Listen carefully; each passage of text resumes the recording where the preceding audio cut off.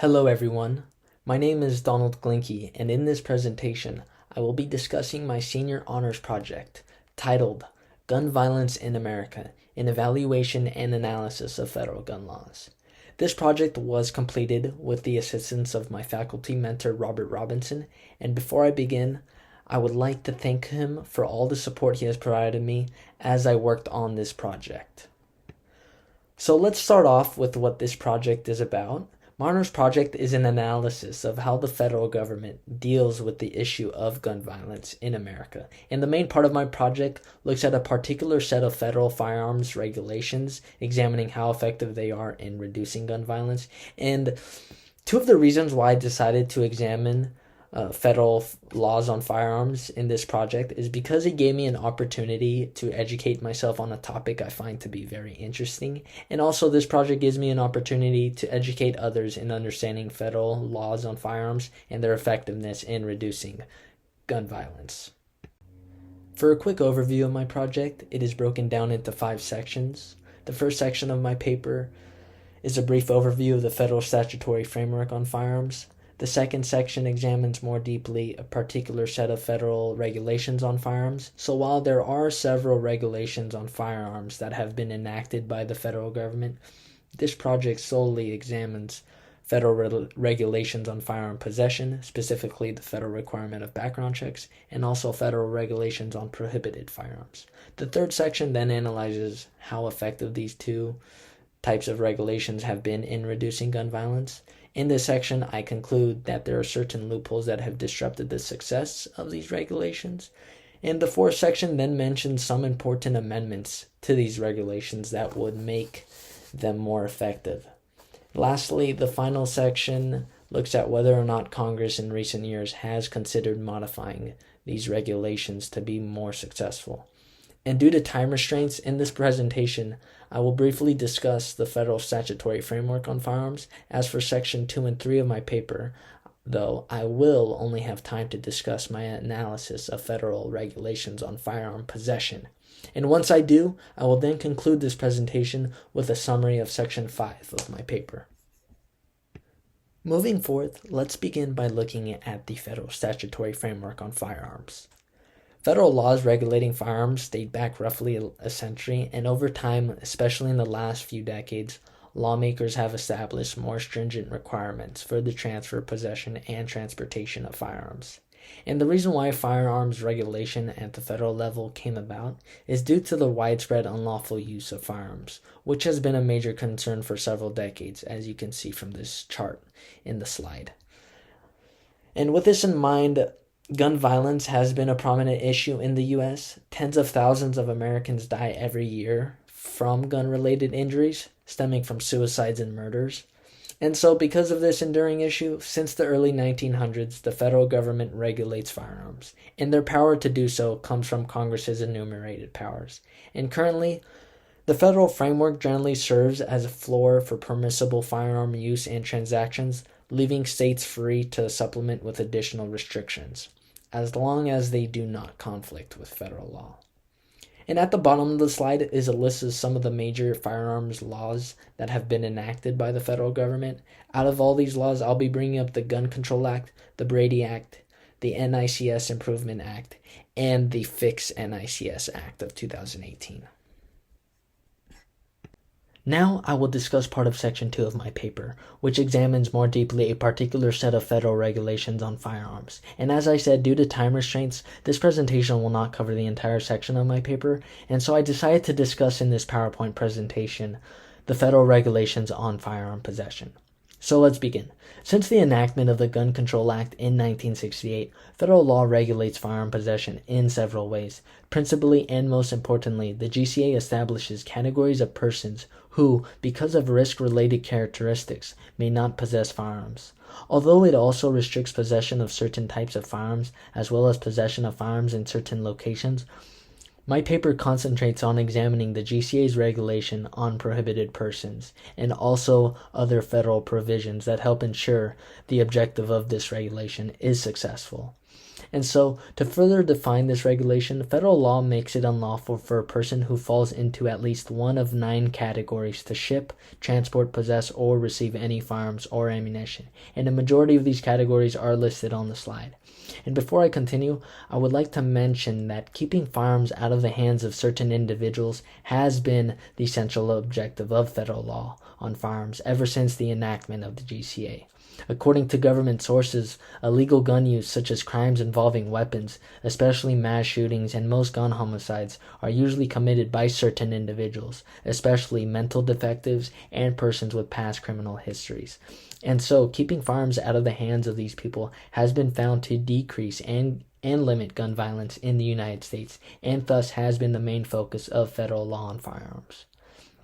And more importantly, because of this objective, to ensure prohibited persons are prevented from acquiring firearms, federal law makes it unlawful for federal firearm licensees, abbreviated as FFLs, to transfer or sell any firearm to an unlicensed purchaser prior to the conduction of a background check. And before I get further into examining the federal requirement of background checks, which I do in the next slide, it's important to know that since the enactment of the GCA, a separate GCA provision requires persons engaged in the business of firearms to obtain a federal firearms license. So, firearm sellers such as gun stores and dealers who manage and control a majority of firearm transfers in the United States are all usually licensed under federal law to sell firearms, and are thus required to abide by certain transfer requirements when selling firearms, such as background checks. Let's talk about the requirement of background checks. Federal law requiring background checks came about when the Brady Act was passed into law in 1993. Since then, federal law requires FFLs throughout the United States to contact either the FBI or a state point of contact to conduct background checks on unlicensed individuals who try to purchase firearms. And so with this in mind, with federal law requiring FFLs to initiate a background check on a purchaser prior to the sale, it gives states the option to conduct background checks on FFLs in their own state rather than the FBI. As a result, currently, if you look at this map on the slide, there are 13 full point of contact states. FFLs in these states are required to contact the state agency for all firearm background checks. However, there are currently 37 non-point of contact states. FFLs in these states, highlighted in green, are required to contact the FBI for all firearm background checks. And to implement the Brady Act, the National Instant Background Check System was created, which is comprised of 3 FBI-maintained databases: the Interstate Identification Index, the National Crime Information Center, and the NICS Index. And these databases depend on record submission from multiple federal entities and voluntary submissions from individual states. To quickly summarize how a background check works, in states where the FBI conducts background checks, when an individual tries to purchase a weapon from a federally licensed dealer, the dealer first has to contact and submit information regarding the buyer to the FBI. And the FBI then checks the records of the buyer using NICS to determine if the person can legally purchase a firearm. And once this occurs, the FBI contacts the dealer to let them know whether the result is proceed, deny, or delay. And the same goes for the background checks administered by state agencies. The only difference is that state agencies not only use the NICS to check a buyer's records, but also their own state records. Moving forth, as said previously, Section 3 of my paper examines how successful is federal law regulating firearm possession. And because federal law requiring background checks serves as the main way to ensure that prohibited individuals are barred from acquiring guns, my paper exclusively focuses on examining the success of federal background checks law. And in my paper, I establish that background checks administered by the FBI are ineffective due to certain loopholes, ultimately still giving way for prohibited persons to acquire firearms. And one of these loopholes is the lack of federal law in regulating unlicensed gun sellers. As said many times, federal law only requires FFLs in all states to follow the process of background checks. FFLs, however, are not the only source where firearms can be bought. Unlicensed sellers can also lawfully sell firearms, such as non-dealers who sell guns online or at gun shows, and this has been found to be a major problem because this enables people with felony convictions, mental health issues, and other prohibiting histories to buy guns with no questions asked. And actually, approximately 80% of all firearms acquired for criminal purpose are obtained from unlicensed sellers. On top of that, the lack of information accessible in the FBI files of the NICS has also negatively impacted the success of FBI-conducted background checks in non-POC states.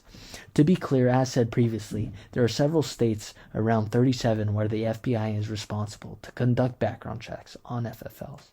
When a background check is conducted by the FBI, it can only use the NICS when examining records on an individual. And you wouldn't think that this is a problem, but because of certain factors, especially one being that states are not required under federal law to submit mental health records, the NICS is composed of insufficient records on individuals from most states that can only be found in state and local databases. As a result, in states where FFLs contact the FBI to conduct a background check using the NICS, it's likely that prohibited individuals, especially mental defectives, can pass background checks and thus get their hands on firearms, which completely goes against what the law is trying to prevent. Overall, the federal requirement of background checks, which aims to prevent prohibited persons from acquiring guns, is not as effective as it should be. Thus, this represents a failure of a central objective that the federal government has concentrated on ever since the enactment of the Gun Control Act. To move on in discussing the last section of my project, which looks to see if Congress has considered any legislation that would amend its law of background checks, in my paper I bring up that, as of recently, Congress has considered amending the requirement of background checks with the making of the bill called the Bipartisan Background Checks Act of 2021. You can see its description in the slide here.